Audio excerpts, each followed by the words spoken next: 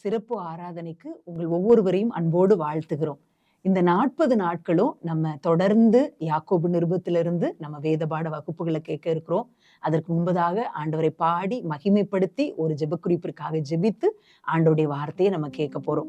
இந்த லெந்து காலங்கள் அப்படின்னு சொல்றோம். அதுல இந்த முதல் நாள் இன்றைக்கு எதுல துவங்குது அப்படின்னு சொன்னா சாம்பல் புதன் அப்படின்னு சொல்லி சபை சரித்திரத்துல இந்த நாளை சாம்பல் புதன் அப்படின்னு சொல்லி வச்சிருக்கிறாங்க.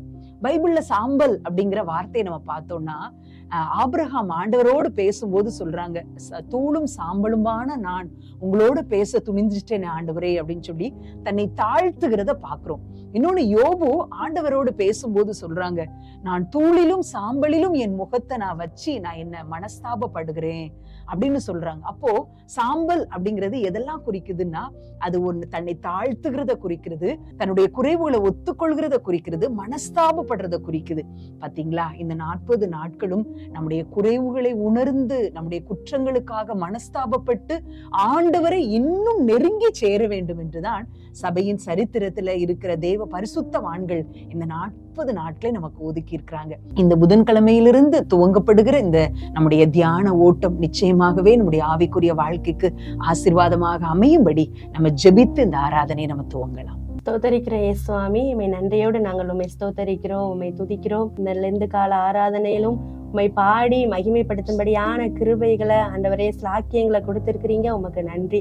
நாங்கள் பாடல் பாடும்போது அப்பா உம்முடைய சமூகம் உம்முடைய பிரசன்னம் எங்களை நிரப்பட்டும் சொல்லி நாங்கள் ஜெபிக்கிறோம். ஏசு கிறிஸ்துவின் நாமத்தில் ஜெபிக்கிறோம் எங்கள் நல்ல பிதாவே, ஆமென். ஹல்லேலூயா. ஒரு சில பாடல்களை பாடி நாம் ஆண்டவரோட நாமத்தை மகிமைப்படுத்துவோம்.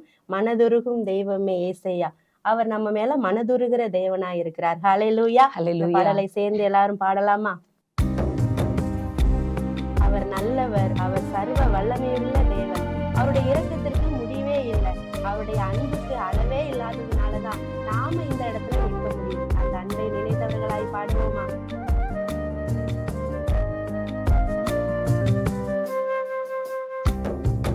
மனதுருகும் தெய்வமே ஏசையா, உம்மை மனதார துதிப்பேன் ஸ்தோத்தரிப்பேன்.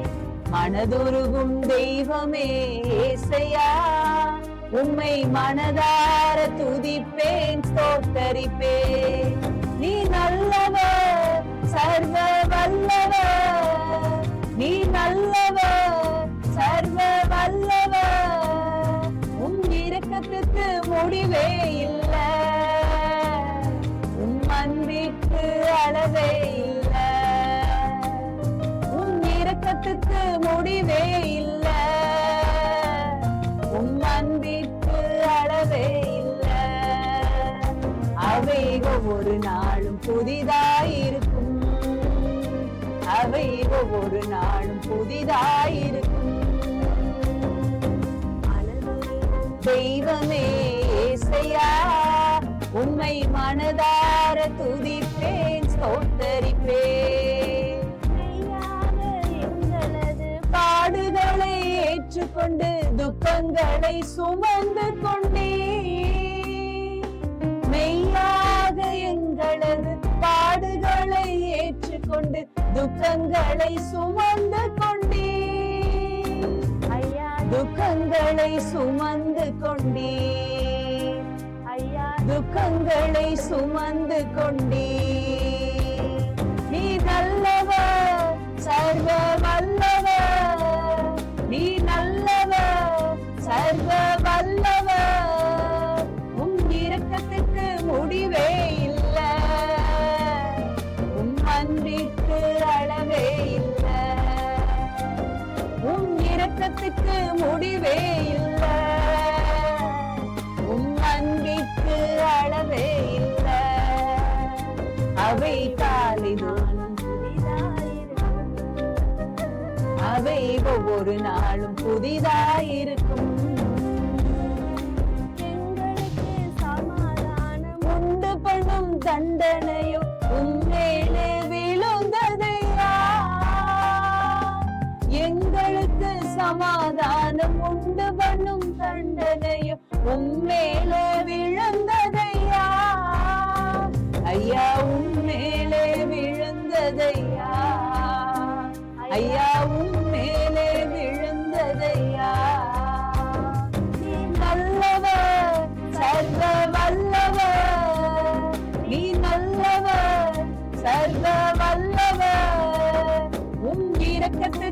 முடிவே இல்ல,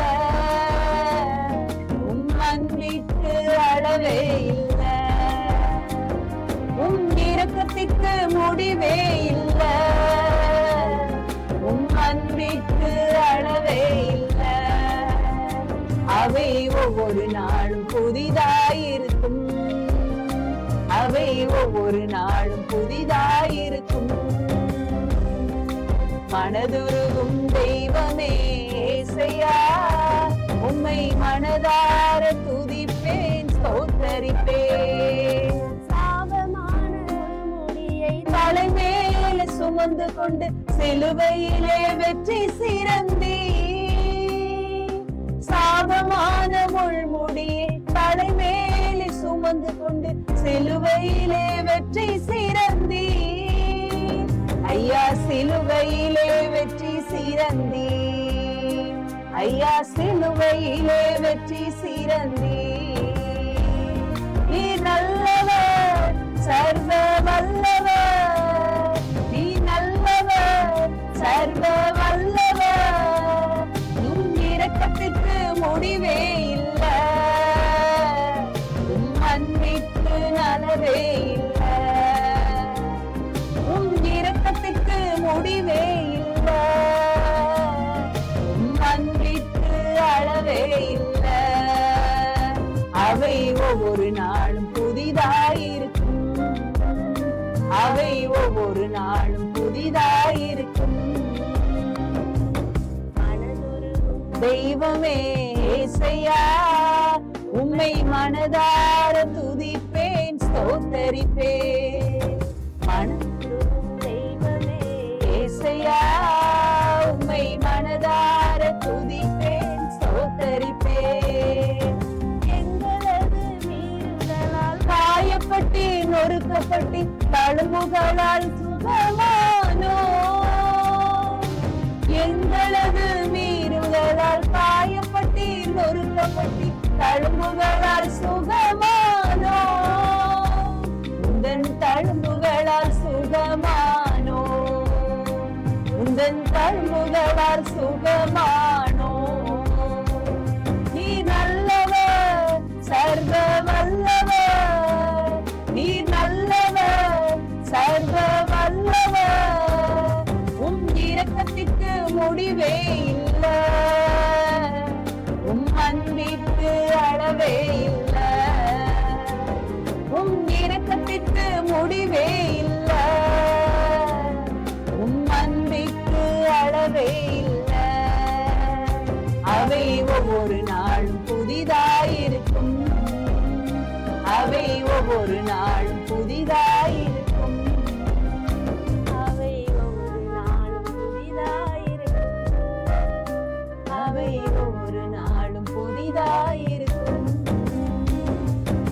அப்படி கண்களை மூடினவர்களாய் அந்த கல்வாரி நன்மை ஒரு விசையாய் நாம் நோக்கி பார்க்கலாமா? ஹல்லேலூயா, ஹல்லேலூயா.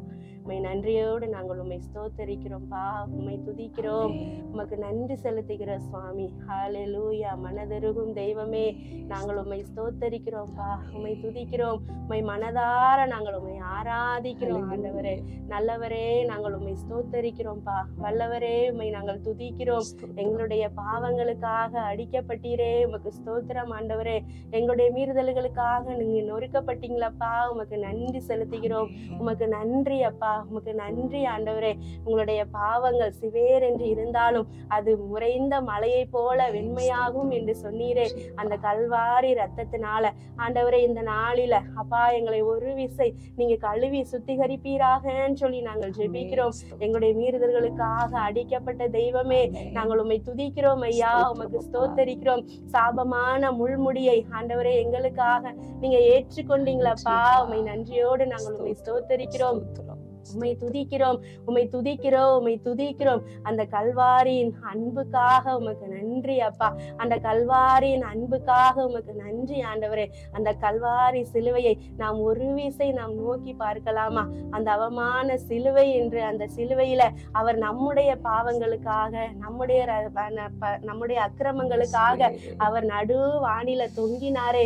ஆண்டவரே இந்த அன்புக்காக நான் உமக்கு நன்றி செலுத்துகிறேன். நான் நீதிமானா இருக்கும்போது அல்ல அல்ல ஆண்டவரே, நான் பாவியா இருக்கும் போதே நீங்க எனக்காக மரிச்சிட்டீங்களப்பா. இந்த அன்புக்காக நான் உம்மை நன்றியோடு நான் உம்மை ஸ்தோத்தரிக்கிறேன், உம்மை துதிக்கிறேன் என்று சொல்லுவோமா? இந்த கல்வாரியின் கருணைக்காக அப்பா, நான் இருதயத்தின் ஆழத்திலிருந்து, உள்ளத்தின் ஆழத்திலிருந்து நான் உம்மை நன்றியோடு நான் உம்மை ஸ்தோத்தரிக்கிறேன் என்று சொல்லுவோமா?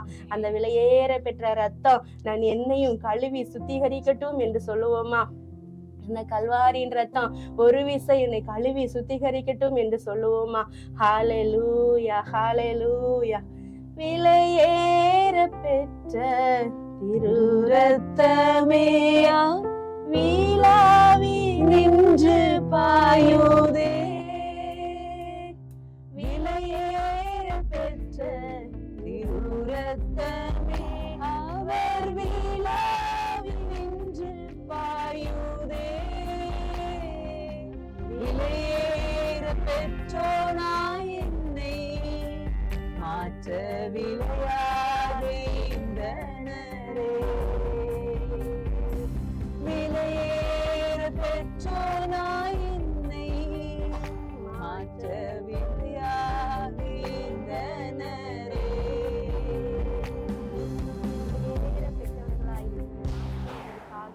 ஒன்றுக்கும் உதவாத குப்பையும் தூசியுமா இருக்கிற நம்மையும் அவர் விலையேற பெற்றவர்களாய் மாற்றுவதற்காக, அவரை போல மாற்றுவதற்காக அவருடைய விலையேற பெற்ற ரத்தத்தை அவர் நமக்காக சிந்தினார் அல்லவா?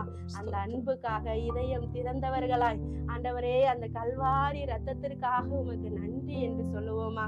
விலையேற பெற்றோனாய் என்னை மாற்ற விலையாக இந்தனரே.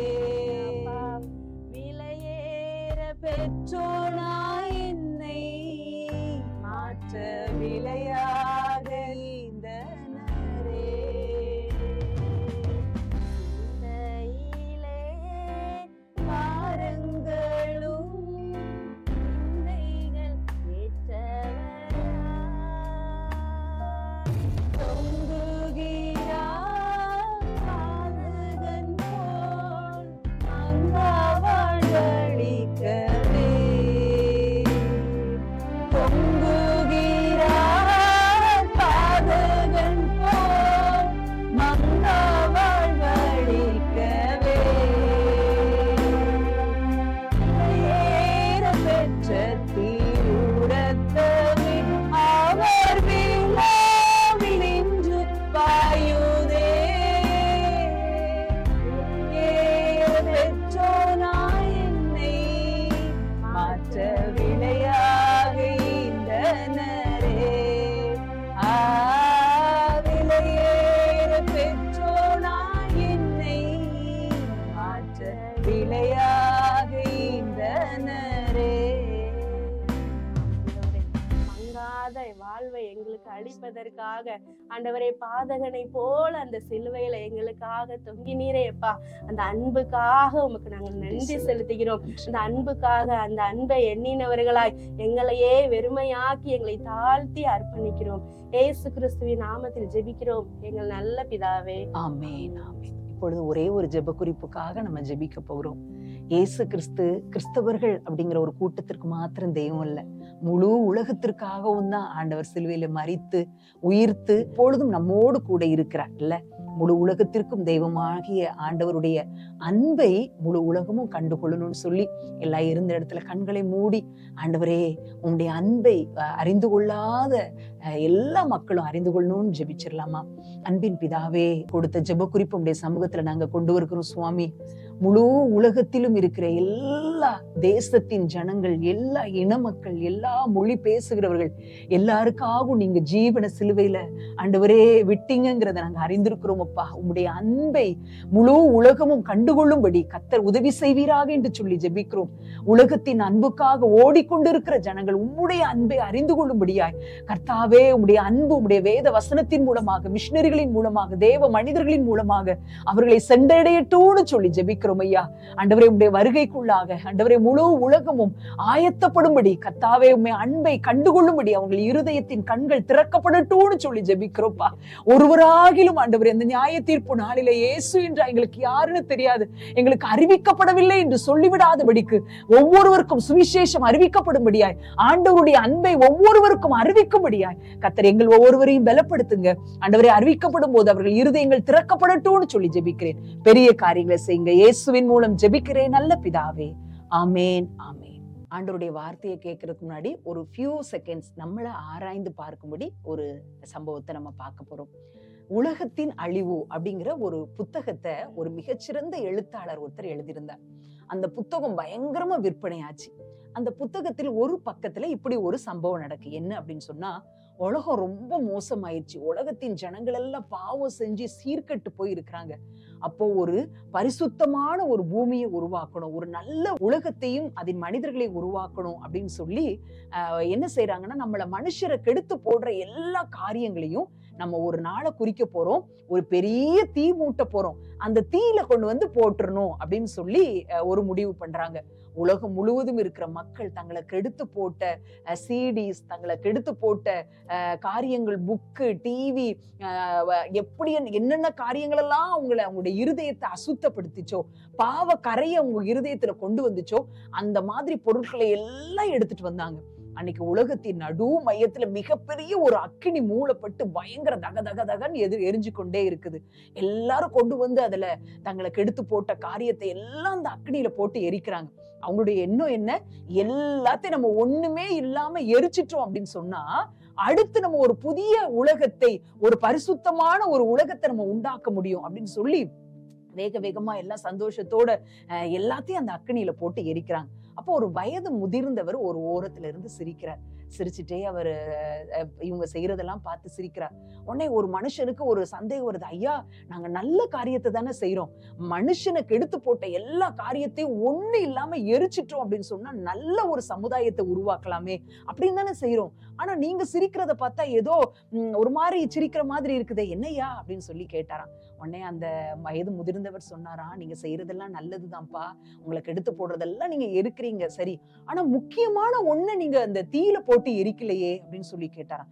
என்னதுயா சொல்லுங்க, நாங்க உடனே கொண்டு போய் நாங்க என்ன செஞ்சிடறோம், போட்டுருவோம் அந்த தீயில அப்படின்னு சொன்னேன். அவர் சொன்னாராம், ஒவ்வொரு மனிதனுக்குள்ளும் இருக்கிற இருதயம், அந்த இருதயம் தான் பாவத்தின் பிறப்பிடமா இருக்குது.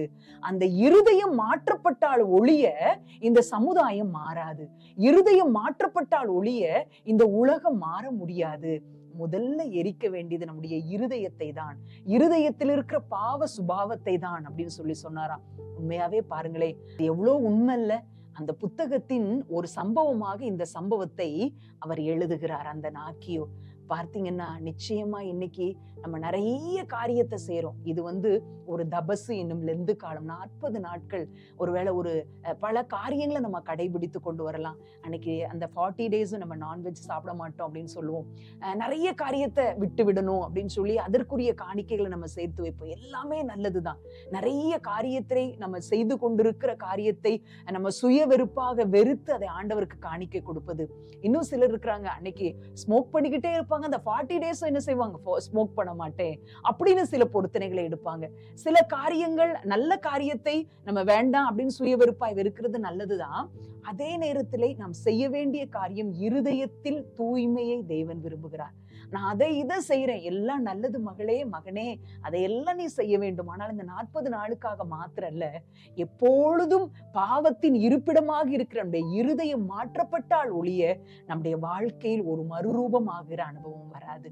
அப்போ இன்றைய முதல் நாள் இந்த ஆராதனையில் ஆண்டவர் நம்மோடு பேசுகிற காரியம், ஏதேதோ காரியங்களை நாம் செய்யலாம், கடைபிடிக்கலாம். எல்லாவற்றிற்கும் மேலாக ஆண்டவரே, என் உள்ளத்தில் தூய்மை இருக்க விரும்புகிறேன், என் உள்ளத்துல அந்த மாற்றம் வரட்டுப்பா, என் இருதயத்தின் சுபாவத்திலிருந்து அந்த மாற்றம் வரட்டுப்பா, அதுக்கு நீங்க உதவி செய்யுங்கன்னு சொல்லி நம்ம கேட்டோம்னா நிச்சயமாய் தேவன் நமக்கு உதவி செய்வார். இருதயத்தில் சுத்தமுள்ளவர்கள் பாக்கியவான்கள், அவர்கள் தேவனை தரிசிப்பார்கள். நிச்சயமாகவே தேவனுடைய வார்த்தையை, தேவனுடைய சத்தத்தை நாம் கேட்கிற விருத்த சேதனமுள்ள இருதயத்தையும் செவியையும் தேவன் தந்தருளுவாராக. ஆமென். இயேசு கிறிஸ்துவின் நாமத்தினாலே அருமையான தெய்வ பிள்ளைகளை அன்போடு கூட கிராம மிஷனரி இயக்கத்தின் எல்லா ஊழியர்கள் சார்பாக வாழ்த்துகிறேன். இன்று தொடங்கி வருகிற ஒரு 40 நாட்களுக்கு லெந்து கால தியானங்களை இதே நேரத்தில் நீங்கள் ஒவ்வொரு நாளும் ஆன்லைன் மற்றும் ஆமேன் வில்லேஜ் டிவிலையும் நீங்கள் பார்க்கலாம். இந்த நிகழ்ச்சியை நீங்கள் தினம்தோறும் பார்க்க உங்களை அன்போடு கூட அழைக்கிறோம். இந்த லெந்து காலங்களிலே நாம் இன்னும் ஆண்டவரை நெருங்கி சேர, நம்முடைய ஆவிக்குரிய வாழ்க்கையை இன்னும் புதுப்பிக்க இந்த வார்த்தைகளை நிச்சயமாய் உங்களுக்கு ஆண்டவர் ஆசீர்வதித்து தருவார். பைபிளில் எந்த ஒரு புஸ்தகத்தை நம்ம எடுத்து தியானிக்க இருக்கிறோம் அப்படின்னு சொன்னால், புதிய ஏற்பாட்டில் யாக்கோபு எழுதின நிருபத்தை இந்த 40 நாட்களிலும் நாம் தியானம் செய்ய இருக்கிறோம்.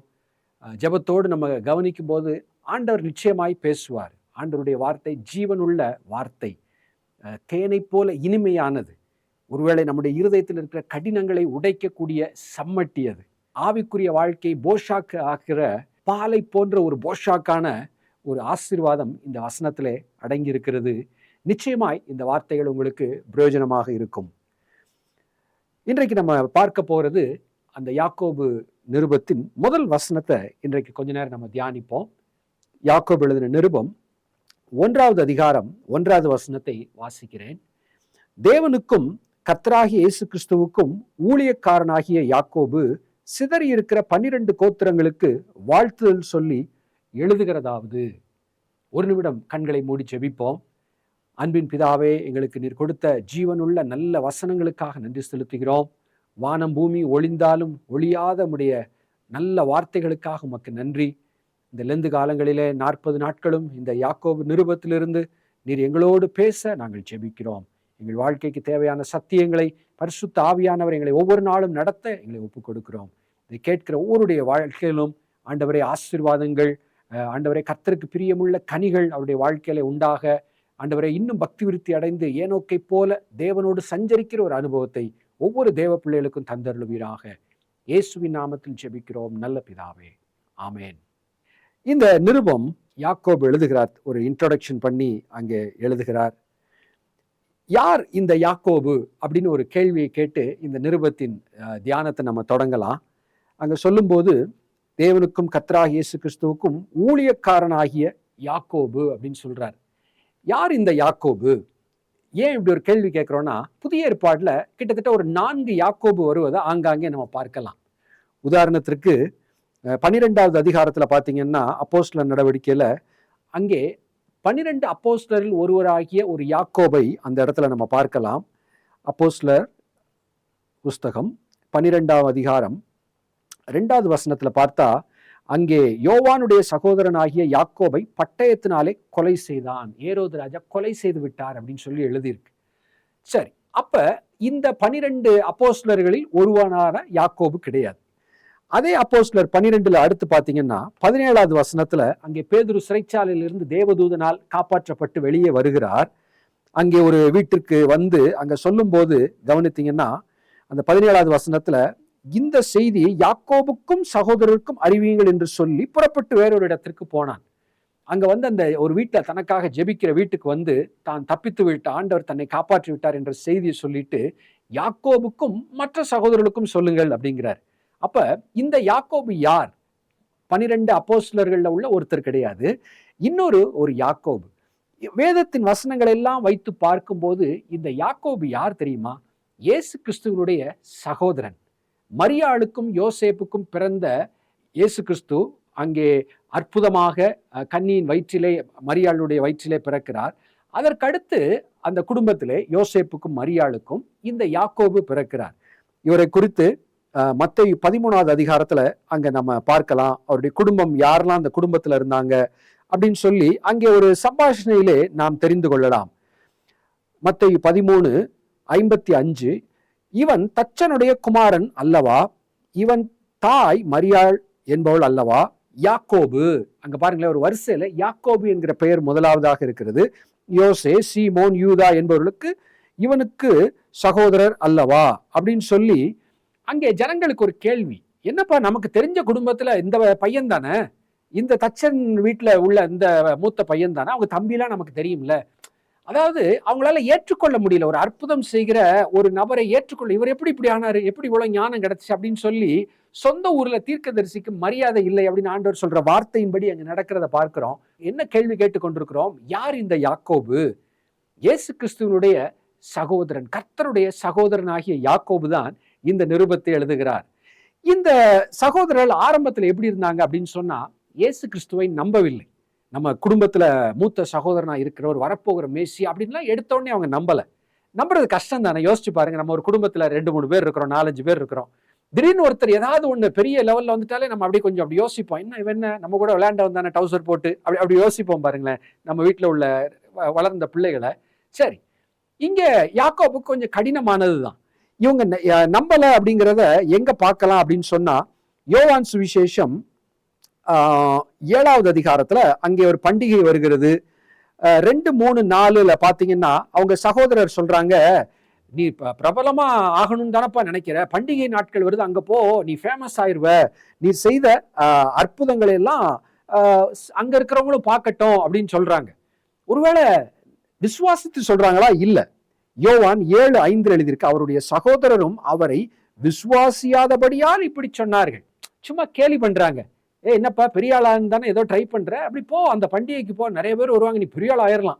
அப்படி ஒரு பகடி செய்து பேசுகிறார்கள், கேலி செய்து பேசுகிறார்கள். அவருடைய சகோதரரும் அவரை விசுவாசியாதபடியால். ஆரம்பத்துல இந்த யாக்கோபு இயேசு கிறிஸ்துவை நம்பவில்லை. நம்ம வீட்டுல வளர்ந்த அண்ணன் தானே, நம்ப முடியல. ஆனால் பின்னாட்களிலே இயேசு கிறிஸ்து மரித்து உயிர்த்தெழுந்து அநேகருக்கு காட்சி கொடுக்கிற காரியத்துல 12 அப்போஸ்தலர்களுக்கு அந்த அப்போஸ்தலருக்கு காட்சி கொடுத்தார், பவுலுக்கு காட்சி கொடுத்தார். அதே நேரத்துல 1 கொரிந்தியர் 15:7 பார்த்தா இந்த யாக்கோபுடைய பெயர் அங்கே எழுதப்பட்டிருக்கிறது. இந்த யாக்கோபுக்கும் உயிர்த்தெழுந்த இயேசு தன்னை வெளிப்படுத்துகிறார். யாக்கோபுனுடைய வாழ்க்கை மாறுகிறது. ஆண்டவரை பின்பற்றுகிற ஒரு தீவிரமான ஒரு ஊழியனாய், சீஷனாய் இந்த யாக்கோபு மாறுகிறார். அவர்தான் இந்த நிருபத்தை எழுதுகிறார். அப்ப இத மனசுல வச்சுக்கோங்க, இந்த நிருபத்தை யார் எழுதுகிறார்? கர்த்தருடைய சகோதரன் எழுதுகிறார். இதுல ஆச்சரியம் என்ன அப்படின்னு சொன்னா, நம்ம வாசிச்சோம் இல்லையா, யாக்கோபு 1:1 வாசித்தோம். அந்த இடத்துல பாத்தீங்கன்னா, நான் கர்த்தருடைய சகோதரன் அப்படிங்கிற வார்த்தையை அவர் சொல்ல மாட்டார். மாறாக இயேசு கிறிஸ்துவுக்கு ஊழியக்காரனாகிய யாக்கோபு அப்படின்னு ஒரு வார்த்தையை சொல்லுகிறார். ஊழியக்காரன் அப்படின்னா, இன்னைக்கு நம்ம சில நேரம் ஊழியர், ஒரு பெரிய ஸ்தானத்தை வைக்கிறோம், ஒரு ஊழியர்ப்பா அப்படின்லாம் சொல்றோம். அந்த இடத்துல உள்ள கிரேக்க பதம் டூலோஸ் அப்படிங்கிற ஒரு வார்த்தை இருக்கு. அப்படின்னா என்ன அர்த்தம்னா, அடிமை என்ற அர்த்தம். ஒரு கௌரவமான வார்த்தை கிடையாது. ஊழியக்கார ஐயா, இல்ல, நான் ஒரு இயேசு கிறிஸ்துவின் அடிமை என்று தன்னை தாழ்த்துகிற ஒரு அருமையான தேவ மனிதனை இங்கே நாம் சந்திக்கிறோம். இது ரொம்ப ஒரு முக்கியமான ஒரு காரியம் நம்முடைய ஆவிக்குரிய வாழ்க்கைக்கு. இந்த யாக்கோபின் இந்த ஒரு கேரக்டர் நமக்கு ஒரு பெரிய ஒரு சவால். இதுல முதல்ல ஒரு காரியம் மறந்துடக்கூடாது. நான் சொன்னேன், யாக்கோபு ஆரம்ப காலத்துல இயேசு கிறிஸ்துவை அவர் நம்பவில்லை என்று சொன்னேன். இன்னைக்கு ஒருவேளை நாம கூட சில நேரம் யாருடைய ரட்சிப்பிற்காக நம்ம ஜெபிப்போம். கடின இருதயம் உள்ளவங்களா இருப்பாங்க. ஐயோ, இவங்களாம் ரட்சிக்கவே பட முடியாது அப்படின்லாம் நம்ம சில நேரம் சோர்ந்து போயிடுவோம். இல்லவே இல்லை. ஒருவேளை ஆரம்பத்தில் அவிசுவாசியாய் இயேசு கிறிஸ்துவை விசுவாசியாமல் இருந்த ஒரு யாக்கோபு அவரை விசுவாசித்து அவருக்கென்று நேசித்து ஊழியம் செய்கிற ஒரு ஊழியராய் மாறிவிட்டார். யாருக்காவதாக நீங்க ஜெபிக்கிறீங்களா? உங்களுடைய நண்பருக்காக, உடன் வேலை செய்யறவங்களுக்காக, உறவினர்களுக்காக, அயலாருக்காக நீங்கள் ஜெபிக்கிறீர்களா? அவங்களுடைய ரட்சிப்புக்காக சோர்ந்தே போயிடாதீங்க. யாக்கோபை சந்தித்து ஆண்டவருடைய ஊழியக்காரனாய் மாற்றின ஆண்டவர் நேற்றும் இன்றும் என்றும் மாறாதவராய் இருக்கிறார். பெயர் சொல்லி எழுதி வைத்து ஜெபித்து கொண்டே இருங்க. யாக்கோபை சந்தித்தவர் நீங்கள் ஜெபிக்கிற ஒவ்வொருவரையும் தம்முடைய ரட்சிப்பினால் ஆண்டவர் சந்திப்பார். நல்லது. இந்த யாக்கோபு தன்னை கர்த்தருடைய சகோதரன் என்று சொல்லாமல் தன்னை ஒரு ஊழியக்காரன், அடிமை என்று சொல்லக்கூடிய இந்த வார்த்தை ஒரு முக்கியமான ஒரு ஆவிக்குரிய நல்ல ஒரு பண்பை நமக்கு முன்பாக வைக்கிறது. மனித சுபாவம் என்ன தெரியுமாங்க? என்னுடைய நேச்சர், ஜென்ம சுபாவம் என்ன தெரியுமா? நம்ம எப்படிப்பட்டவங்க தெரியுமா? மலைப்பிரசங்கத்துல 6வது அதிகாரத்துல பார்த்தா அங்கே ஒரு முக்கியமான காரியத்தை ஆண்டவர் அந்த அதிகாரத்துல வைப்பார். ஒருவேளை தான தர்மம் செய்வது, ஜெபிப்பது, உபவாசிப்பது, இதெல்லாம் ஆவிக்குரிய வாழ்க்கையில் முக்கியமானவைகள். இத உண்மையான தேவ அன்பினாலும் செய்ய வாய்ப்பு இருக்கிறது. ஒரு காரியத்திற்காகவும் செய்யலாம். ஜெபம், உபவாசம், சேரிட்டி, தான தர்மங்கள். மத்தேயு 6:1 பார்த்தா மனுஷர் காண வேண்டும் என்று அப்படின்னு ஒரு வார்த்தை ஆரம்பிக்குது. இன்னைக்கு உலகத்துல நிறைய பேர் எதற்காக ஒரு காரியத்தை செய்கிறார்கள்? மற்றவர்கள் தன்னை பார்க்க வேண்டும். நான் இதை செய்யறேன், என்ன பார். அங்க என்ன சொல்றாரு, மனுஷர் காண வேண்டும் என்று அவர்களுக்கு முன்பாக உங்கள் தர்மத்தை செய்யாதபடிக்கு எச்சரிக்கையாயிருங்கள். இன்னைக்கு உலகத்துல எத்தனையோ சேரிட்டி நன்மைகள் எதற்காக கொடுக்கப்படுது தெரியுமா? நானும் கொடுக்கிறேன், நானும் அப்படின்னு சொல்லி அதுல ஒரு கௌரவம், அதுல ஒரு பாராட்டு, அதுல ஒரு சந்தோஷம். ஒருவேளை இது பெரிய பாவம் என்று சொல்லப்படாவிட்டாலும் இயேசுவை பின்பற்றுகிற சீஷர்களாகிய உங்களுக்கும் எனக்கும் ஆண்டவர் சொல்லுகிறார், மனுஷர் காண வேண்டும் என்று எந்த ஒரு காரியத்தையும் செய்யாதீங்க, தான தர்மத்தை செய்யாதீங்க. 5வது வசனத்துல சொல்றாரு, மாயக்காரர்கள் என்ன செய்யறாங்களா, எப்படி ஜெபிக்கிறாங்களா, ஜெப ஆலயங்களில் வீதிகளின் சந்துகளில் நின்று ஜெபம் பண்ண விரும்புகிறார்கள். அவர்கள் எதற்காக செய்யறாங்களா? மனுஷர் காணும்படியாக அப்படின்னு 5வது வசனத்தில் எழுதியிருக்கு. ஜெபிக்கிறாங்க. இங்க ஒரு கூட்டம், ஊழியரோ விசுவாசிகளோ எதுக்காக ஜெபிக்கிறாங்களா? தேவன் ஜெபத்தை கேட்பாருங்கிறத விட அவங்க ஜெபிக்கும் போது அப்படியே சுத்தி உள்ளவங்க பாக்குறாங்களா, அதுக்காக ஜெபிக்கிறாங்கன்னு சொல்லுகிறார்.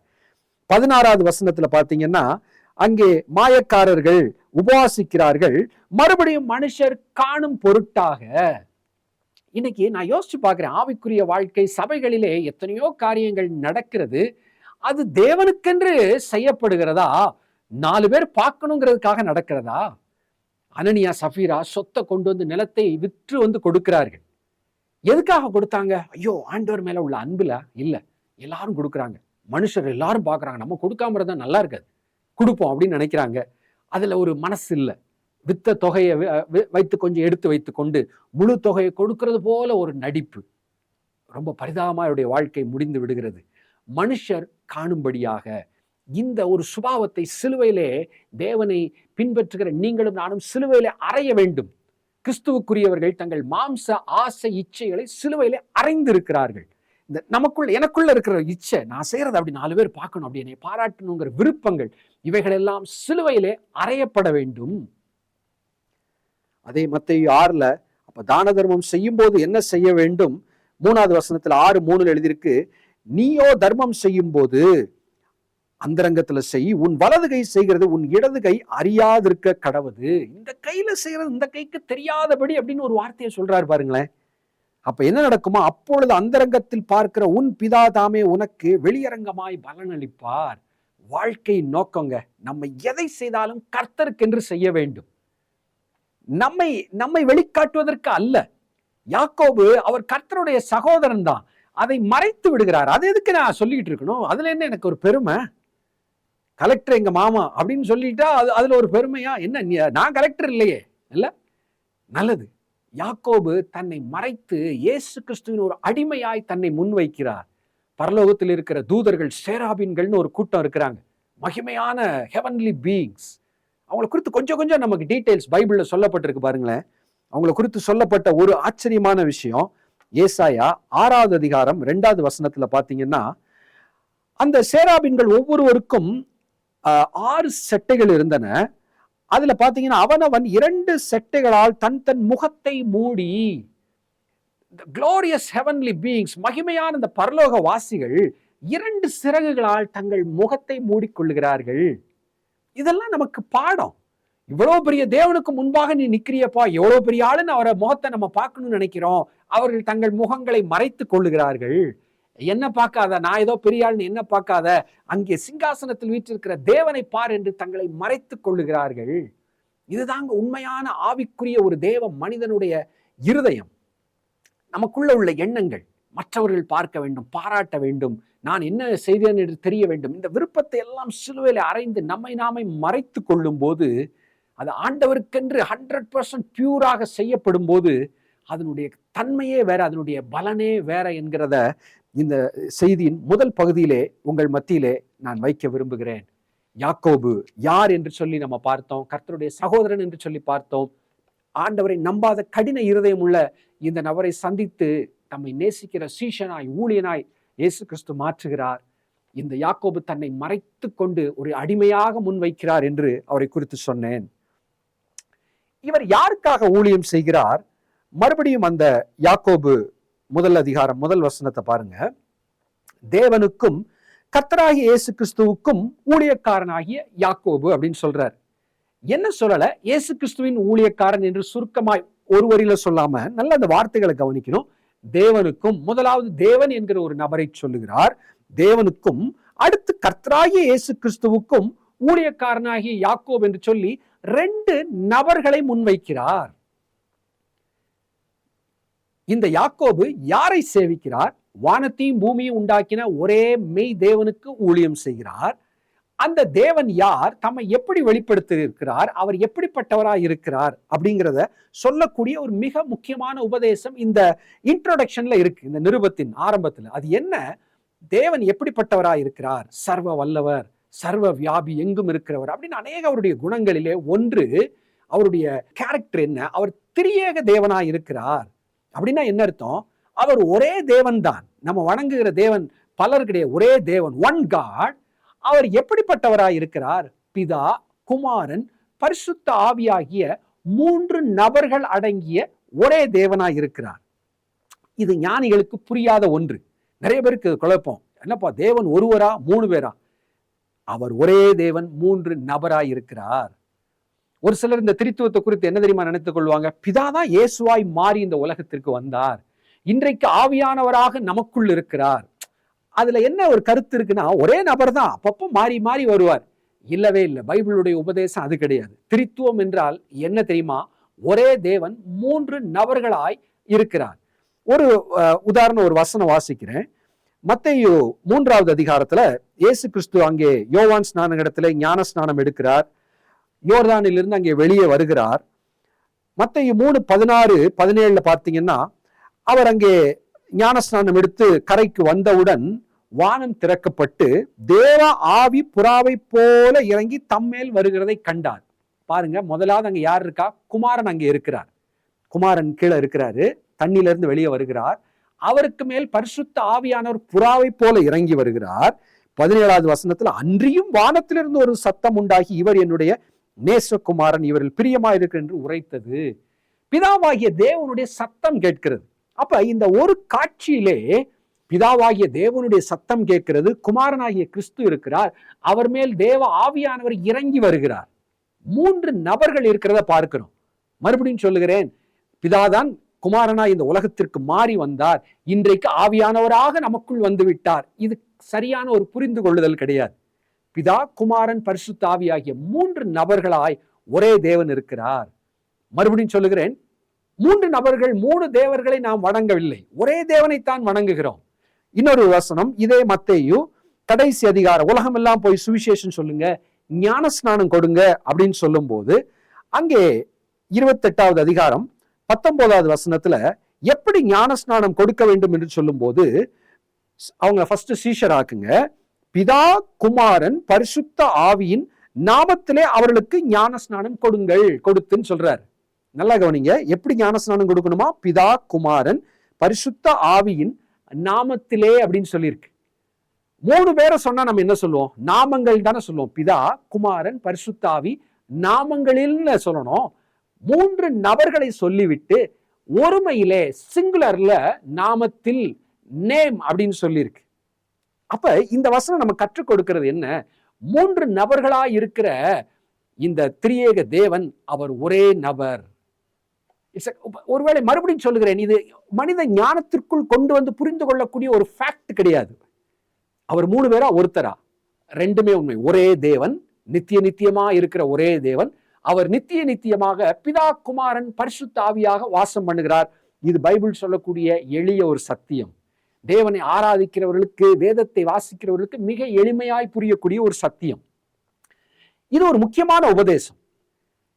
அநேக கள்ள உபதேச கூட்டங்கள்ல இதை மறுதலிக்கக்கூடிய ஒரு கேரக்டர் இருக்கிறத அடிக்கடி நம்ம பார்க்கலாம். பிசாசு பைபிளை திரித்து, வசனங்களை திரித்து ஜனங்களை குழப்புவதிலே அவனுக்கு ஒரு திட்டம் உண்டு, அவனுக்கு தந்திரம் உண்டு.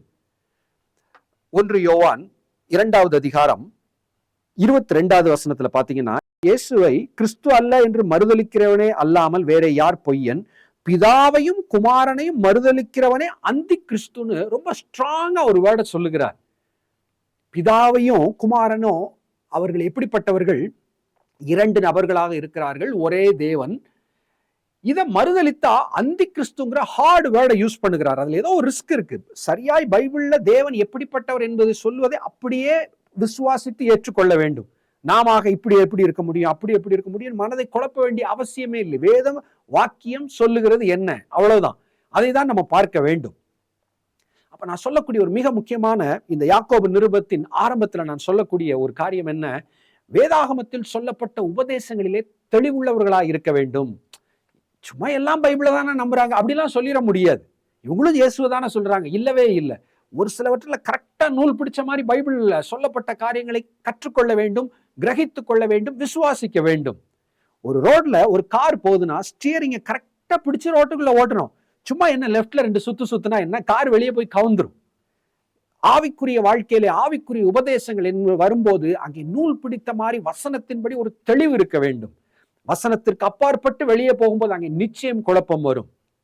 கள்ள உபதேசங்களின் கூட்டங்கள் என்று உலகத்துல நிறைய இருக்கு, கவனமா இருங்க. நீங்க ஒரு கிறிஸ்தவ குடும்பமா உங்க வீட்டுக்கு வெளியே ஒரு வசனம் எழுதி வச்சிருக்கிறீங்களா, உங்களை தேடி இப்படிப்பட்ட கல்ட் குரூப்ஸ் வருவாங்க. பைபிள்ல இருந்து சில விஷயங்களை சொல்லுவாங்க. நீங்கள் புரிந்து கொண்டு வேதத்தை புரிந்து கொள்ளாமல் அரைகுறையாக வசனத்தை புரிந்து வைத்திருப்பீர்கள் என்று சொன்னால் கட்டாயமா ஏமாந்து விடுவீர்கள். உங்க கையில இருக்கிற பைபிளை வாங்கி நீங்கள் நம்புகிற இயேசு கிறிஸ்துவை சந்தேகப்பட வைத்து விடுவார்கள். இவர் பிதாவுக்கு சமமானவர் அல்ல, யெகோவாவை தான் வணங்க வேண்டும், இவர் சாதாரண சிருஷ்டிக்கப்பட்டவர் என்று சொல்லி பைபிள்ல உள்ள வசனத்தை தவறாக இங்கும் அங்கும் 2 சேர்த்து குழப்பி விடுவார்கள். அவங்க குறிப்பா எதை தெரியுமா அட்டாக் பண்ணுவாங்க, எதை உடைக்க முயற்சிப்பாங்க தெரியுமா? இயேசு கிறிஸ்து தெய்வத்தன்மை உள்ள பிதாவுக்கு சமமானவர் என்பதை மறுதலிக்க முயற்சிப்பார்கள். யோவான் 1:1 மிக தெளிவா இருக்கிறது, ஆதியிலே வார்த்தை இருந்தது, அந்த வார்த்தை தேவன் இடத்தில் இருந்தது, அந்த வார்த்தை தேவனாய் இருந்தது. மிக தெளிவாய் சொல்லப்பட்டிருக்கிறது. இயேசு கிறிஸ்து தேவனாய் இருக்கிறார், பிதாவுக்கு சமமானவராய் இருக்கிறார் என்கிற தெளிவான வேதத்தின் உபதேசங்களை நாம் மறந்து விடக்கூடாது. அதே நேரத்தில் இன்னொன்னு எது தெரியுமா மறுதலிப்பாங்க இந்த கல் குரூப்ஸ்ல, கள்ள உபதேச கூட்டங்கள்ல? பரிசுத்த ஆவியானவர் ஒரு நபர் கிடையாது, அவர் ஒரு வல்லமை, கரண்ட் மாதிரி ஒரு பவர் அப்படிம்பாங்க. மறுபடியும் இது வேதத்தில் சொல்லப்பட்ட பைபிள் சும்மா வாசிச்சாலே போதும், ரொம்ப பயங்கர ஞானமோ கிரேக்க மொழி புலமையெல்லாம் தேவையே கிடையாது. ஆவியானவர் ஒரு நபரா, திரித்துவத்தின் 3ஆவதாக சொல்லப்படுகிற பிதா குமாரனுக்கு சமமான தெய்வத்தன்மை உள்ள நபரா, அல்லது அவர் ஜஸ்ட் ஒரு பவரா, வல்லமையா அப்படின்னு கேட்டா அவர் ஒரு நபர். எப்படி நான் சொல்றேன், நிறைய வசனங்கள் உண்டு. ஒரு எளிமையான ஒரு வசனம் எபேசியர் 4வது அதிகாரத்துல 30வது வசனத்துல பாத்தீங்கன்னா அங்க எழுதியிருக்கு, அன்றியும் நீங்கள் மீட்கப்படும் நாளுக்கென்று முத்திரையாக பெற்ற தேவனுடைய பரிசுத்த ஆவியை துக்கப்படுத்தாதிருங்கள். உங்களுக்குள்ள எனக்குள்ள பரிசுத்த ஆவியானவர் இப்ப தங்கி இருக்கிறாரு, அவர் ஒரு நபர்னு சொன்னேன், அதனாலதான் சொல்லியிருக்கு அவரை துக்கப்படுத்திடாதீங்க. அவர் ஏன் துக்கப்படுகிறார்? ஹி இஸ் எ பர்சன், நமக்குள்ள ஒரு நபரா இருக்கிறார். நான் ஒரு தப்பு செஞ்சா எனக்குள்ள இருந்து அவர் துக்கப்படுகிறார். அவர் ஒரு ஜஸ்ட் ஒரு பிளாங்க் பவர் கிடையாது, ஒரு ஆழ்தத்துவம் இல்லாத ஒரு வல்லமை கிடையாது, கரண்ட் ஏதோ ஒரு பவர் அப்படி கிடையாது. அவர் ஒரு நபர், வல்லமையை அவர் தருகிறார். அவர் வல்லமை கிடையாது, வல்லமையை தரக்கூடிய ஒரு நபர். நிறைய கல்ட் குரூப்ஸ்ல இதை மறுதலிக்கிறவைகள் இருக்கும். அவங்க சொல்லக்கூடிய சில வசனங்களை சரியாய் நம்ம புரிந்து கொள்ளாவிட்டால் குழப்பிவிட வாய்ப்பு இருக்கிறது. வேதாகமத்தின் உபதேசங்கள் மிக மிக முக்கியமானது. பிதாவையும் குமாரனையும் மறுதலிக்கிறவன் அந்தி கிறிஸ்து என்று சொல்லும் போது, மறுபடியும் சொல்லுகிறேன், வேதம் சொல்லுகிற தேவன் எப்படிப்பட்டவர், வேத வாக்கியங்கள் எப்படிப்பட்ட தேவனை நமக்கு முன்பாக வைக்கிறது, தியானித்து அதை சரியாக நாம் உள்வாங்கிக் கொண்டு அதை விசுவாசித்து அந்த விசுவாசத்திலே நிலைத்திருக்க வேண்டியது அவசியமான ஒன்று. திரித்துவம் அப்படின்னு சொல்லும் போது பிதா குமாரன் பரிசுத்த ஆவியானவராய் ஒரே தேவன் என்று சொன்னேன். இன்னைக்கு எப்படி கிறிஸ்துவுக்குள் இருக்கிற நீங்களும் நானும் எப்படி ஜெபிக்கணும்? பைபிள்ல எளிமையான மாதிரி இருக்கு. இயேசு கிறிஸ்து சொல்லிக் கொடுக்கிறார், நீங்கள் ஜெபம் பண்ண வேண்டிய விதமாவது பரமண்டலங்களில் இருக்கிற எங்கள் பிதாவே. ரொம்ப எளிமையானது. யாரை நோக்கி ஜெபிக்க வேண்டும்? பிதாவை நோக்கி ஜெபிக்க வேண்டும். யார் மூலமாக ஜெபிக்க வேண்டும்? இயேசு கிறிஸ்துவின் மூலமாக ஜெபிக்க வேண்டும். எப்படி ஜெபிக்க வேண்டும்? பரிசுத்தாவில் நிரம்பி ஜெபிக்க வேண்டும். ரொம்ப சிம்பிள். பரிசுத்த தேவன்கிட்ட எப்படிங்க என்னுடைய விண்ணப்பம் போகும்? எனக்காக இயேசு கிறிஸ்து மரித்து உயிர் தெழுந்திருக்கிறார். அவர் மூலமாக இயேசுவின் நாமத்திலே, என்னுடைய நாமத்திலே எதை கேட்டாலும் பிதாவானவர் உங்களுக்கு செய்வார். மறுபடியும் சொல்லுகிறேன், எப்படி நம்ம ஜெபிக்கணும்? பைபிள் நமக்கு சொல்லிக் கொடுக்கிற, புதிய ஏற்பாடு சொல்லிக் கொடுக்கிற மெத்தட் என்ன, மாடல் என்ன? ரொம்ப எளிமையானது. பிதாவாகிய தேவனை நோக்கி அப்போஸ்தலனாகிய பவுல் எபேசியர் 3வது அதிகாரத்துல அங்க ஜெபிப்பார். பரலோகத்திலும் பூலோகத்திலும் இருக்கிற முழு குடும்பத்திற்கும் நாம காரணராகிய நம்முடைய பிதாவாகிய தேவனை நோக்கி நான் முழங்கால் படியிட்டு. அப்ப ஜெபிப்பது என்பது யாரை நோக்கி? பிதாவாகிய தேவனை நோக்கி ஜெபிக்கிறோம். இயேசு கிறிஸ்துவின் மூலமாகத்தான் நம்முடைய ஜெபம் அவரை எட்ட முடியும். அப்ப இயேசுவின் மூலமாக ஜெபிக்கிறோம். எப்படி நம்ம ஜெபிக்கணும்? பரிசுத்த ஆவிக்குள் ஜெபம் பண்ணுங்க, ஆவியிலே நிறைந்து ஜெபியுங்கள்னு சொல்லி பைபிள்ல நிறைய இடத்துல சொல்லியிருக்கு. அப்ப இந்த திரியேக தேவனோடு உள்ள உறவு, ஆவியிலே நிறைந்து இயேசுவின் மூலமாய் பிதாவை நோக்கி ஜெபிக்கிறது, இதுதான் எளிய ஒரு மாதிரி. அப்ப கேள்வி, இயேசுவேன்னு சொல்லி ஜெபிக்க கூடாதா? ஜெபிக்கலாம். ஸ்தேவான் அங்கே கல்லெறிந்து கொல்லப்படும் போது இயேசு கிறிஸ்துவை பார்ப்பார், கர்த்தராகிய இயேசுவேன்னு சொல்லி அங்கே ஜெபிப்பார். அவரை அதெல்லாம் பிதாவுக்கு சமமானவர் சொல்லி ஜெபிக்கலாம்.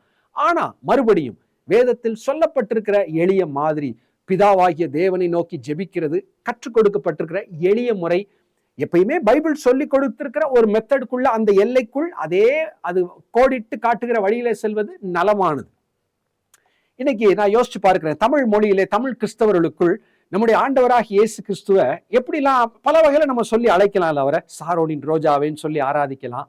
ஒரு குறிப்பிட்ட வார்த்தை ஒருவேளை ஒரு 10-20 வருடத்திற்குள் அதிகமாய் பயன்படுத்துகிற ஒரு வார்த்தை என்னன்னா ஏசப்பா என்று சொல்லக்கூடிய ஒரு வார்த்தை, ஒரு அன்போடு கூட என்டியரிங் வேர்ட், ஏசப்பா அப்படின்னு சொல்லக்கூடிய ஒரு வார்த்தை.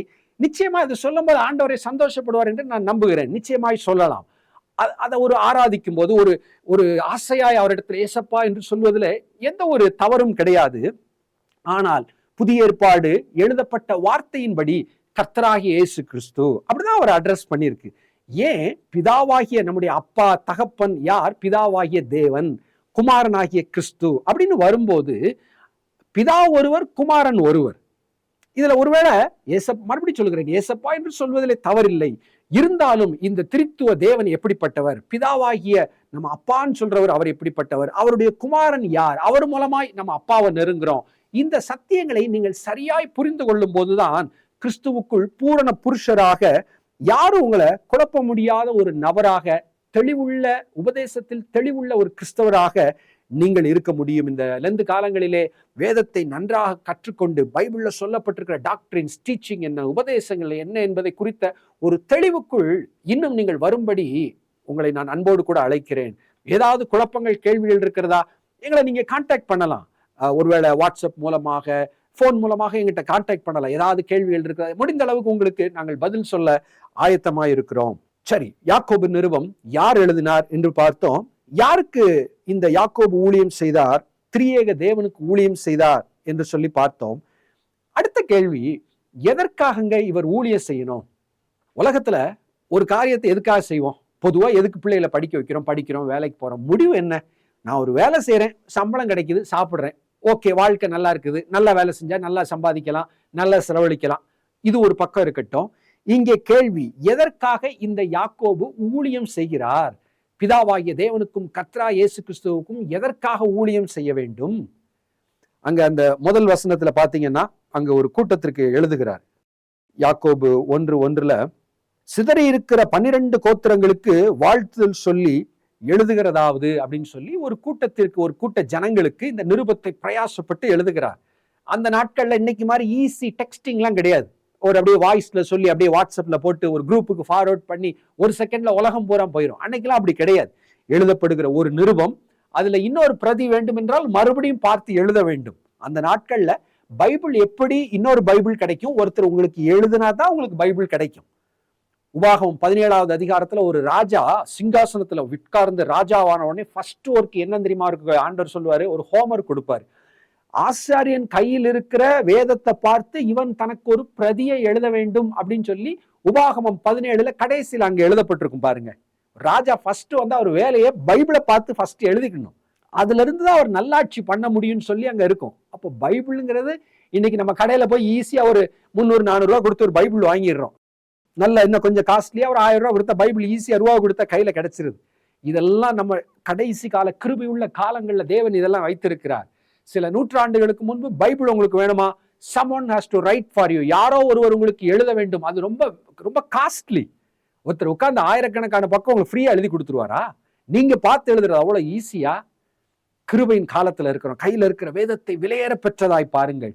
சும்மா ஒரு 200-300 ரூபா புக்குன்னு அதை சாதாரணமா பாத்துறாதீங்க. தேவனுடைய கிருபை இரக்கத்தினாலே இப்படிப்பட்ட ஒரு காலத்துல இருக்கிறோம். கிதியோன்ஸ் ஊழியங்கள் மூலமாக தண்ணீரை போல புதிய ஏற்பாடு இலவசமாய் உலகம் எல்லாம் கொடுக்கப்படுகிறது. எப்படி ஒரு கிருபை உள்ள காலங்கள் பாருங்களேன். ஜனங்களை ஆண்டவர் நேசிக்கிறார். தம்முடைய வார்த்தை எப்படியாவது மனிதர்கள் அறிந்து கொள்ள வேண்டும் என்று சொல்லி அநேக தேவ பிள்ளைகளை ஆண்டவர் ஊழியங்களையும் இப்படி எழுப்பி இருக்கிறார். எதற்காக இவர் ஊழியம் செய்கிறார்? எதுக்காக இயேசு கிறிஸ்துக்கு ஒருத்தர் ஊழியம் செய்யணும்? சரி, அதுக்கு ஒரே ஒரு ரொம்ப எளிமையான ஒரு வசனம். அங்கே பேதுரு மறுதலித்து விட்டார். மறுபடியும் இயேசு கிறிஸ்து கடற்கரையில சந்தித்து அங்க மீன் பிடிக்க போய் எம்டியா வர்றார், ஒண்ணுமே இல்லாம. அற்புதம் செய்து மீன் பிடிக்க வைக்கிறார். கரையில வந்து உட்கார்றார். முதல்ல சாப்பிட வைக்கிறார். பேதுருக்குள்ள எவ்வளவு ஒரு பதற்றம் இருந்திருக்கும். ஐயோ, இவரை நம்ம மறுதலிச்சோமே, இவருக்கு முன்னாடி ரொம்ப கூனி குறுகி போய் இருந்திருப்பார். ஆண்டவருடைய நேச்சர், அவருடைய சுபாவத்தை பாருங்க. இப்படி பண்ணிட்டேப்பா என்ன அப்படின்னு ஒரு கேள்வி கூட அவர் கேட்கல. என்ன இப்படி மறுதலிச்சிட்டே? கேட்கவே இல்லை. நல்லா சாப்பிட வைக்கிறார். அப்படியே ஒரு ஒரு ரிலாக்ஸ் பண்றாரு. நல்லா சாப்பிட்டு அங்க பொரிச்ச மீன் அப்பெல்லாம் இருக்கு, நல்லா சாப்பிடுறாங்க. நைட்டு பூரா சோர்வா கடல்ல போயிட்டு வந்திருக்கிறாங்க பாருங்க, அவனை நல்லா சாப்பிட வைக்கிறார். அடுத்து குற்றப்படுத்தவில்லை பேதுருவை, ஆனா சரிப்படுத்துகிறார். எப்படி சரிப்படுத்துகிறார்? தான் எதற்காக பேதுருவை அழைத்தார் என்கிற ஒரு காரியத்தை முன்வைத்து ஒரு கேள்வி கேட்டு அந்த அழைப்புக்குள் பேதுருவை அர்ப்பணிக்க வைக்கிறார். யோவான் சுவிசேஷம் 21வது அதிகாரம் 3 முறை ஒரு கேள்வியை கேட்கிறார். உதாரணத்துக்கு 16வது வசனத்துல, யோவான் 21:16, 2ஆம் தரம் அவர் அவனை நோக்கி, யோனாவின் குமாரனாகிய சீமோனே, நீ என்னிடத்தில் அன்பாய் இருக்கிறாயா? Do you love me? என்ன உனக்கு பிடிக்குமா? என்கிட்ட உண்மையா நீ அன்பா இருக்கிறியா? அதற்கு அவன், ஆம் ஆண்டவரே, உம்மை நேசிக்கிறேன் என்பதை நீர் அறிவீர் என்றான். ஆண்டவர் கேட்கிற கேள்வி, இந்த கேள்வி உங்ககிட்ட கேட்கிறார், என்கிட்ட கேட்கிறார். என் மேல உனக்கு உண்மையான அன்பு உண்டா? நீ என்னில் அன்பா இருக்கிறாயா? Do you love me? நீங்களும் நானா திடீர்னு ஆண்டவர் கேட்டா என்ன சொல்லுவோம்? ஆமா ஆண்டவரே அப்படின்னு தான் சொல்லுவோம்.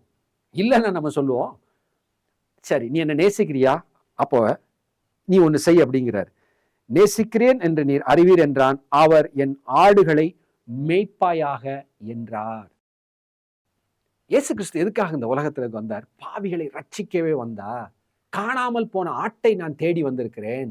99 நல்ல நீதிமானா இருக்கிற ஆடுகள் இருக்கட்டும், காணாமல் போன ஒரு ஆடு அது எனக்கு தேவை என்று சொல்லி அழிந்து போகிற நரகத்தை நோக்கி போய்கொண்டிருக்கிற ஆத்துமாக்களை தேடி வந்த ஒரு நல்ல மேய்ப்பனை இங்கே பார்க்கிறோம். உனக்காக நான் ஜீவனையே கொடுத்துட்டேன், எனக்காக உங்களுக்காக ஜீவன் கொடுத்திருக்கிறார்ல, நம்மளை ரட்சித்திருக்கிறார்ல, எவ்வளவு பாவங்களை மன்னிச்சிருக்கிறார், நம்முடைய பேரை பரலோகத்தில் எழுதிட்டார், எவ்வளவு அற்புதங்கள் உங்க வாழ்க்கையில என் வாழ்க்கையில செஞ்சிருக்கிறார், வியாதிகளை குணமாக்கி இருக்கிறார். ஒருவேளை அந்த செய்தியை கேட்டுக்கொண்டிருக்க நீங்க என்னைக்கோ மரித்து இருக்கணும், உங்களுக்கு ஆண்டவர் அற்புதம் செய்து இன்னைக்கு ஜீவனோட சந்தோஷமா இருக்கிறீங்க.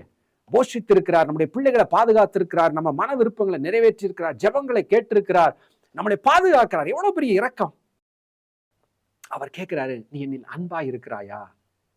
அப்படி நீ உண்மையா என்கிட்ட அன்பா இருந்தேன்னா, என்னுடைய இருதயத்துல ஒரு பாரம் இருக்கு, காணாமல் போன ஆடுகள், அந்த ஆடுகளை நீ தேட வேண்டும், கண்டுபிடிக்க வேண்டும். பேதுருக்கு சொல்றார். பேதுரு இங்கதான் தன்னுடைய வாழ்க்கையின் அந்த எதற்காக அழைக்கப்பட்டோம் என்பதை மறுபடியும் அர்ப்பணிக்கிறார். ரொம்ப துக்கப்படுறார். 3 தடவை கேட்டேன்னு ஒரு துக்கம் வருது. இருந்தாலும் புரிந்து கொண்டார், அன்பின் ஆண்டவர் தன்னுடைய வாழ்க்கையில எதற்காக அழைத்தார்.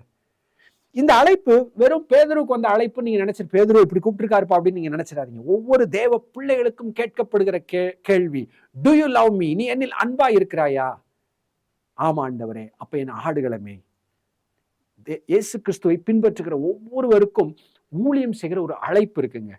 பழைய ஏற்பாட்டுல லேவி அப்படிங்கிற ஒரு கோத்திரம் தான் ஊழியம் செய்ய முடியும். புதிய ஏற்பாட்டுல உங்களுக்கும் எனக்கும் நம்ம ஒரு ஆசாரிய கூட்டம் என்கிற ஒரு பெயர் நமக்கு உண்டு. 1 பேதுரு 2வது அதிகாரம் 9வது வசனத்துல அங்க எழுதியிருக்கு, நீங்களோ உங்களை அந்தகாரத்தினின்று தம்முடைய ஆச்சரியமான ஒளியின் இடத்திற்கு வரவழைச்சிட்டார். ஆச்சரியமான ஒளிக்குள்ள இருக்கிறோம். வரவழைத்தருடைய புண்ணியங்களை அறிவிக்கும்படி தெரிந்து கொள்ளப்பட்ட சந்ததியும் ராஜரீகமான ஆசாரிய கூட்டமாய் இருக்கிறீர்கள். ஆசாரியர்கள் யார்? மனிதனுக்கும் தேவனுக்கும் நடுவாக இருந்து ஊழியம் செய்கிறவர்கள். கிறிஸ்துவுக்குள் இருக்கிற இயேசுவை பின்பற்றுகிற சீஷர்களாகிய நீங்களும் நானும் ஏதாவது வகையிலே தேவனுக்கும் மனிதனுக்கும் இடையே இருந்து ஊழியம் செய்ய அழைக்கப்பட்டிருக்கிறோம். நரகத்தை நோக்கி போய்கொண்டிருக்கிற ஆத்துமாக்கள் ரட்சிக்கப்பட செயல்பட அழைக்கப்பட்டிருக்கிறோம். ஜெபித்து காணிக்கையினால் சுவிசேஷம் அறிவித்து ஊழியம் செய்ய நீங்களும் நானும் அழைக்கப்படுகிறோம். யாக்கோபு எதற்காக ஊழியம் செய்கிறார்? இயேசு கிறிஸ்துவை நேசிக்கிற ஒரு மனிதன். இயேசு கிறிஸ்துவின் இருதயத்தில் இருக்கிறது என்ன?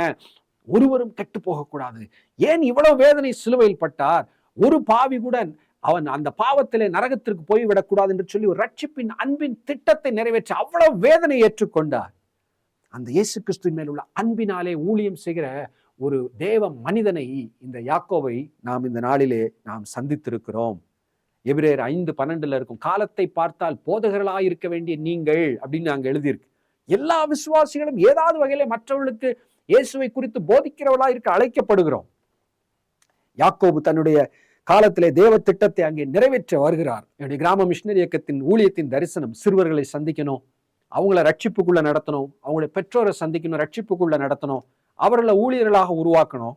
இன்னொரு ஒரு தரிசனம் என்ன தெரியுமா? ஒவ்வொரு கிறிஸ்தவர்களையும் ஆத்தும ஆதாயம் சேருளாய் மாற்ற வேண்டும். இது ஆண்டவர் எங்களுக்கு கொடுத்த தரிசனத்தின் கடைசி பகுதி. நாங்கள் சந்திக்கிற கிராமத்துக்கு போய் ஊழியம் செய்யற ஒரு பக்கம், திடீர்னு ஒரு கிறிஸ்தவனை பார்த்தா நான் என்ன சொல்லணும்? ஏதாவது ஊழியம் செய்ய அவளை உற்சாகப்படுத்த வேண்டும். என்னுடைய ஊழியத்துல நிறைய திட்டங்கள் வைத்திருக்கிறவங்க, உங்களுக்கு ஏதாவது ஊழியம் செய்யணும்னு ஆசை இருக்கா? வந்து எங்க ஊழியத்துல சேருங்க. முழு நேர ஊழியர்களை ஒரு 1000 பேர் எடுக்கணும்னு சொல்லி நாங்க ஜெபிக்கிறோம். உங்களுக்கு ஒரு அழைப்பு இருக்கா? வந்துருங்க. நீங்க அழைப்பு இருக்கான்னு சந்தேகம் இருக்கா? வாங்க, உங்களுக்கு நாங்க விளக்கி சொல்லுகிறோம். முழு நேர ஊழியத்திற்கு வர உங்களை அழைக்கிறோம். பெஸ்ட் காலிங் ஃபார் லைஃப், வாழ்க்கையிலே இருக்கிறதுலே பெஸ்ட் அழைப்பு, மிக திருப்தியான ஒரு ப்ரொஃபஷன் அப்படின்னா ஊழியம் தாங்க. உங்களை வரவேற்கிறோம். இல்லை, நான் ஒரு வேலை பார்த்துட்டு இருக்கிறேன், எனக்கு சில கமிட்மெண்ட் இருக்கு, பகுதி நேரமாய் நீங்கள் ஊழியம் செய்யலாம். 1 மணி நேரம் ஊழியம் அப்படின்னு சொல்றோம். டெய்லி ஒரு 1 மணி நேரம் ஒதுக்கி ஆண்டவருக்காக 24 மணி நேரத்துல 1 மணி நேரம் ஒதுக்கி ஏதாவது ஊழியம் செய்ய உங்களுக்கு நீங்க ஆயத்தமா? உங்களுக்கு நாங்கள் பயிற்சி கொடுக்க ஆயத்தமா இருக்கிறோம். எங்களோடு இணைந்து கொள்ளுங்க. 1 மணி நேரம் மிஷனரிகளை எடுக்கிறோம். நற்செய்தியாளர்கள், ஏதாவது நீங்க ஒரு ப்ரொஃபஷன், ஒரு டீச்சராகவோ பேங்க்ல ஒர்க் பண்றீங்களா? ஞாயிற்றுக்கிழமை தோறும் சபைகளுக்கு போய் சத்தியத்தை சொல்லி இந்த ஊழியத்தின் தரிசனங்களை சொல்ற நற்செய்தியாளர்களை தேடிக்கொண்டிருக்கிறோம். நீங்க நற்செய்தியாளரா எங்கிட்ட வரலாம். இந்த டிவியில நீங்க பேசலாம், அந்த நற்செய்தியாளர் அப்படிங்கிற ஸ்கீம்ல. அதெல்லாம் என்னன்னு தெரிந்து கொள்ள நீங்க எங்களிடத்துல அணுகுங்கள். உங்கள்கிட்ட நாங்க சொல்லி தருகிறோம். வருகிற நாட்கள்ல நற்செய்தியாளர்களுக்கு என்று கூட்டங்களை வைக்கிறோம். அதெல்லாம் பங்கு பெறுங்க. ஊழியம் செய்ய அநேக வாய்ப்புகள் இருக்கிறது. அன்பினால் இங்கே ஊழியம் செய்கிற ஒரு தேவ மனிதனை பார்க்கிறோம்.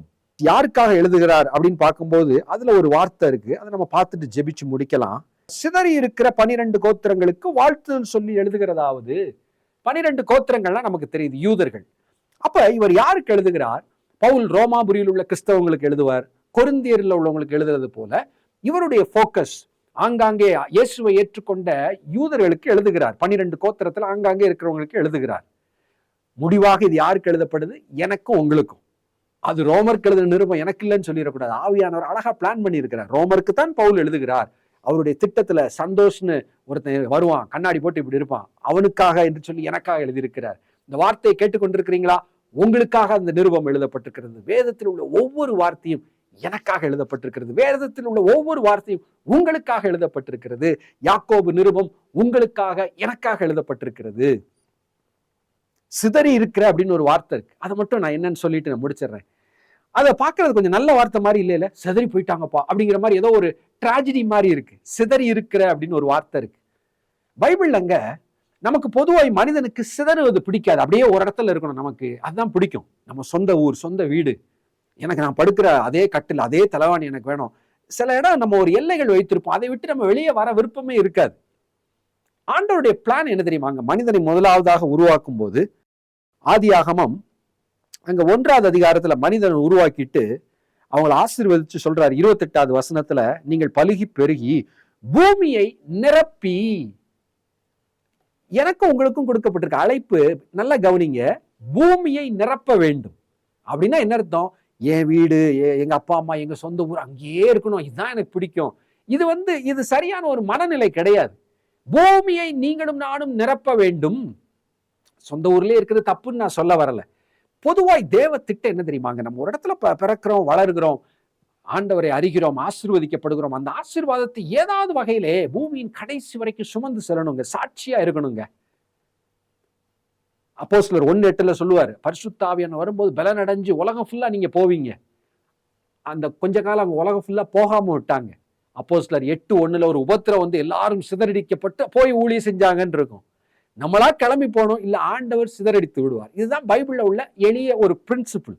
நீங்களும் நானும், மறுபடியும் சொல்லுகிறேன், நம்முடைய சுபாவம் சொந்த இடத்தை விட்டு வர மனசு இருக்காது. எங்க ஊர் செழிப்பான ஒரு தண்ணி இருக்கும், பச்சை பசேருன்னு இருக்கும், ஐயோ விட்டு வர முடியாது. இல்ல, இருக்கட்டும், அந்த ஊரை அப்பப்போ போய் பார்த்துக்கோங்க. ஆண்டவருக்காக உலகமெங்கும் ஏதாவது வகையிலே சென்று போய் ஆண்டவருக்கு சாட்சியா இருக்க வேண்டும் என்பதுதான் தேவனுடைய திட்டமா இருக்கிறது. நீங்கள் சர்வ சிருஷ்டிக்கும் சுவிசேஷத்தை அறிவிங்கள். சர்வ சிருஷ்டி எங்கும் போய் அந்த சுவிசேஷத்தை அறிவிக்க வேண்டிய ஒரு அழைப்பை இந்த சிதறி இருக்கிற கூட்டம் நமக்கு நினைவுபடுத்துகிறது. நல்லது பிரியமானவர்களே, தொடர்ந்து நீங்கள் ஒவ்வொரு நாளும் இதே நேரத்தில் இணைந்து கொள்ளுங்கள். இந்த யாக்கோபு நிருபத்திலிருந்து தொடர்ந்து நம்ம தியானித்து 40 நாட்களிலும் ஆண்டவர் நமக்கு என்ன கற்றுக் கொடுக்கிறார் என்பதை தொடர்ந்து நம்ம தியானிப்போம். கர்த்தர் நம்முடைய வாழ்க்கையை ஆசீர்வதிப்பார். உங்களுக்காக நாங்கள் தொடர்ந்து ஜெபிக்கிறோம்.